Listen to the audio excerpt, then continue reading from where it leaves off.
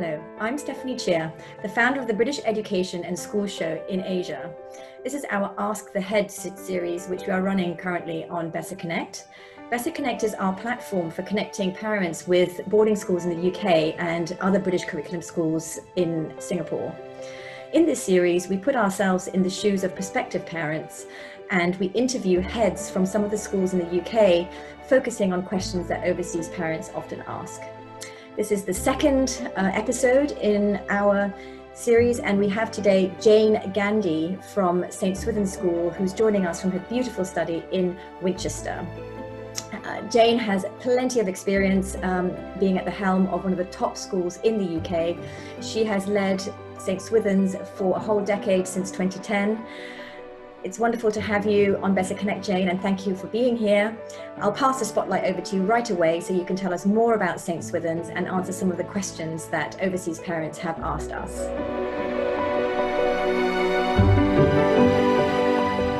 My name is Jane Gandhi, and I'm the head of St. Swithun's School in Winchester, a boarding and day school for girls.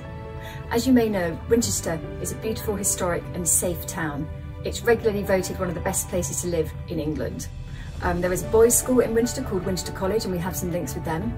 In terms of practical things, it's just an hour's drive or so from Heathrow Airport, and by British standards, it has a really good climate, dry and quite warm.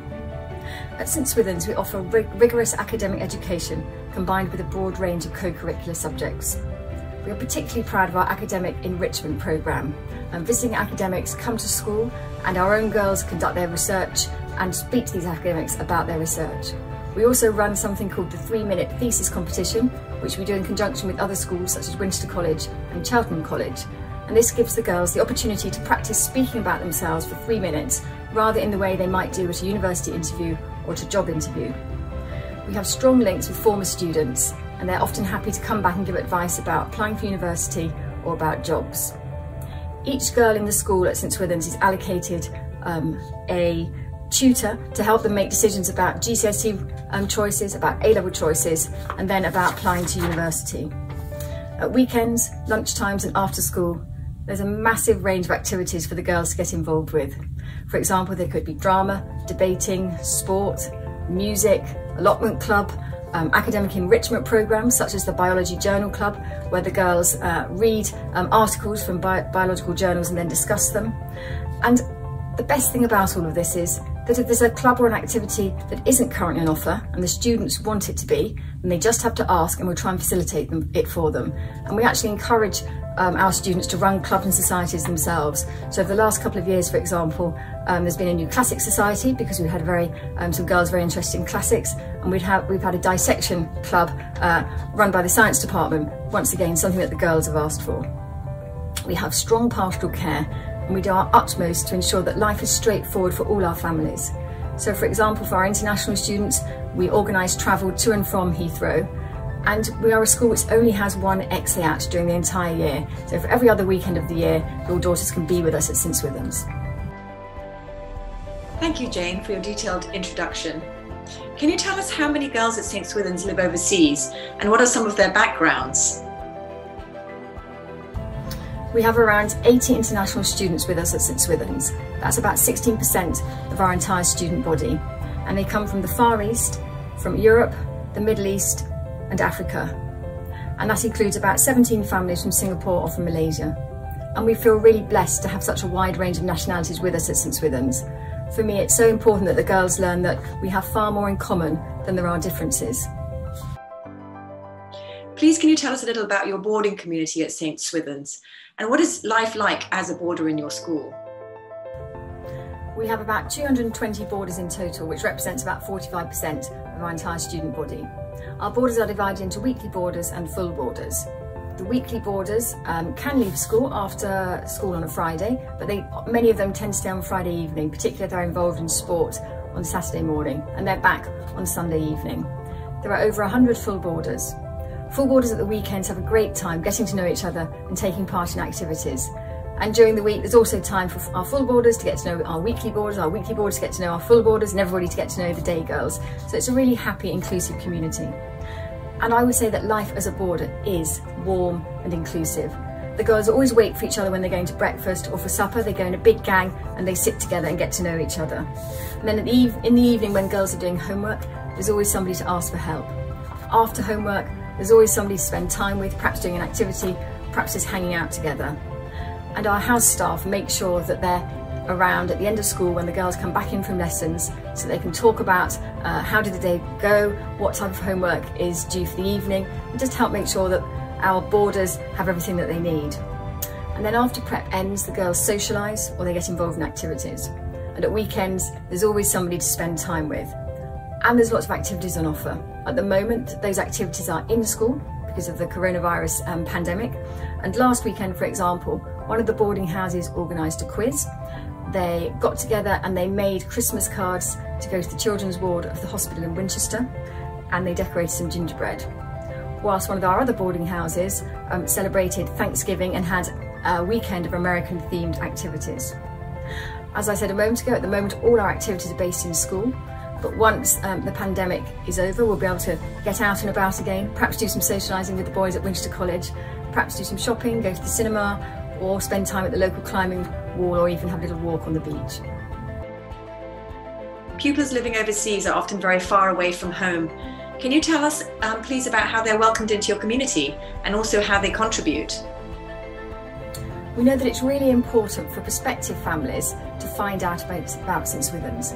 So what we like to do is put them in contact with current families and their daughters so they can ask all the questions that they need to. We also have lots of social media such as Instagram or Twitter so that all our families can find out what's going on at school. In addition to that, we have a number of online events now, so that once again it's much easier for families who don't live locally to virtually come to concerts or to talks. In terms of how our overseas students contribute to the St Swithun's community, of course we love hearing about what life's like where they come from, and we love finding about and indeed trying the cuisine from their home countries. But more than that, they bring a fresh pair of eyes, they bring real enthusiasm and dynamism to the school. So for example, one of our recent leavers who was with us from Singapore, she was very, very keen on the environment, and she really encouraged us to think much harder about sustainability and about recycling. And we also learn other things from our international students. Yesterday I was listening to some of the extended project qualification talks, and two of them were comparing the UK with the country, the home country of the girl who was speaking. One of them looked at general practice and medicine and general practice in China and in the UK, and the other one looked at the prison system in her home country and the UK.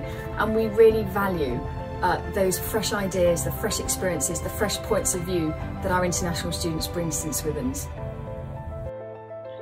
Can you share what some of your overseas students have gone on to study and where their career paths have led?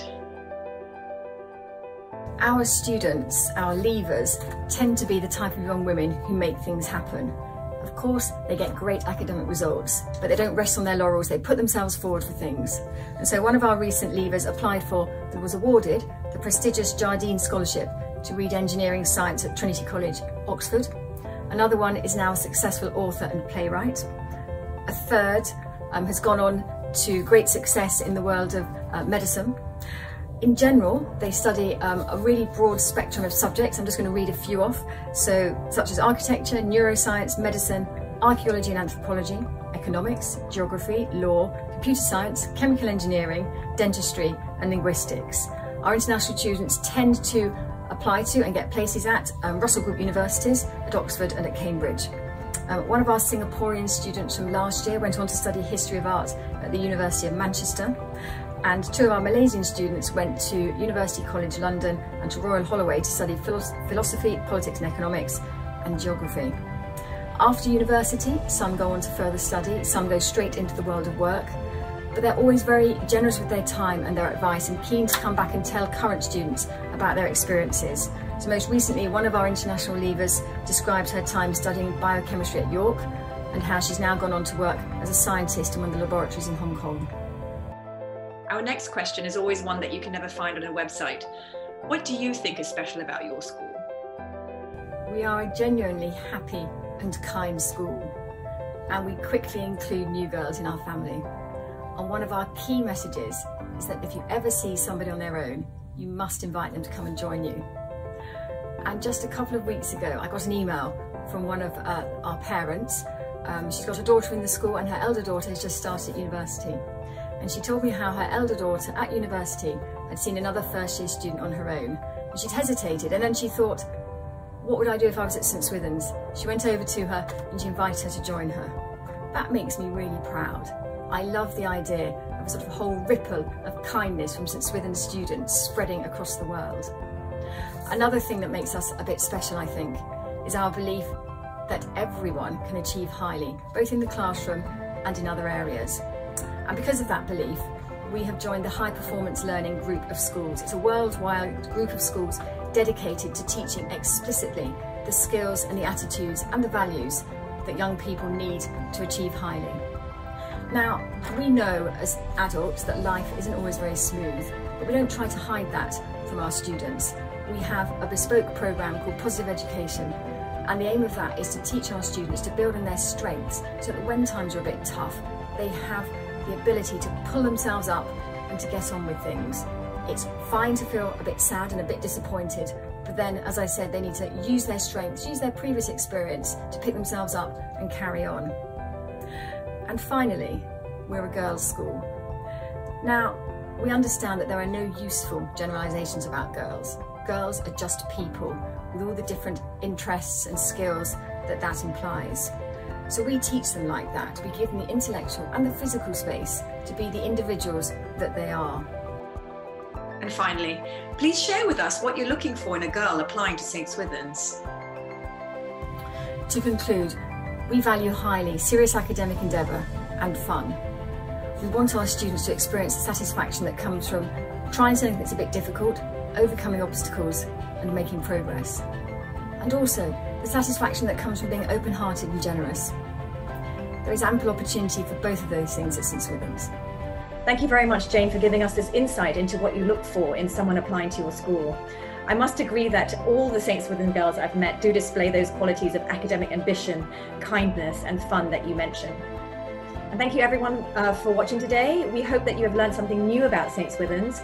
If you would like to connect with the admissions team at St Swithun's, do visit their virtual booth on BESSA Connect and get in touch.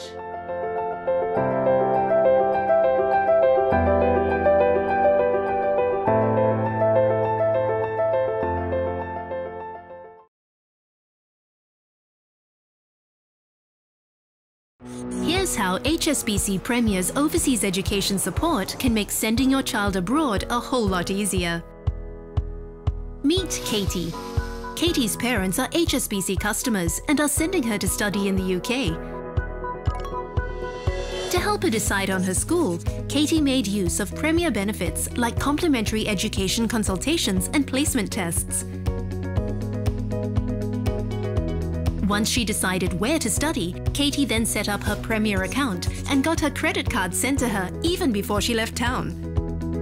Whilst in the UK, Premier benefits allow Katie's parents to send telegraphic transfers for her school fees free of charge.